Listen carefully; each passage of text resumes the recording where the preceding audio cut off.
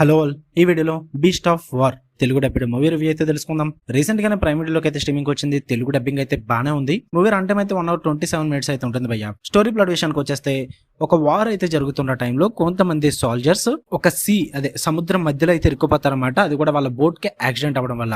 అదే టైంకి వాళ్ళు ఉంటున్న ప్లేస్ లో ఒక షార్క్ అయితే వాళ్ళ మీద అటాక్ చేస్తుంది. దాని తర్వాత ఏం జరిగింది అన్నదే మీరు ఈ మూవీలో చూస్తారు.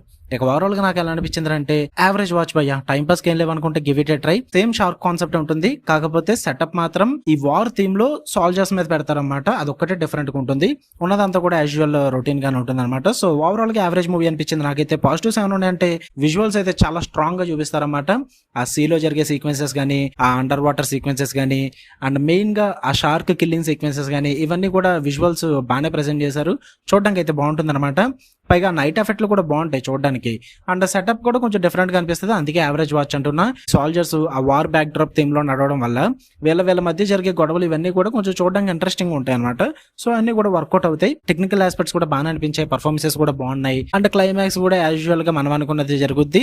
ఇట్స్ గుడ్ అంతే. ఇక నెగిటివ్స్ విషయానికి వచ్చేస్తే ఫస్ట్ ఆఫ్ ఆల్ మూవీ అంతా కూడా స్టార్టింగ్ నుంచి ఎండింగ్ వరకు ప్రెడిక్టబుల్ గానే ఉంటుంది. ఎక్కడ కూడా పెద్ద సర్ప్రైజెస్ వర్కౌట్ అవ్వవు, ట్విస్ట్లు కూడా వర్కౌట్ అవ్వవు. అండ్ ఈవెన్ క్యారెక్టర్స్ కూడా వాళ్ళు చేసే పనులు కూడా ఈజీగా అర్థమైపోతూ ఉంటాయి అనమాట. ఎవడు దొలగాడు, ఎవడు నార్మల్ హీరో, ఎవడు బతుకుతాడు చివరికి అన్నది కూడా మనకి ఈజీగా అర్థమైపోద్ది. చాలా ప్రిడిక్టబుల్ గా ఉంటుంది మూవీ అన్నది.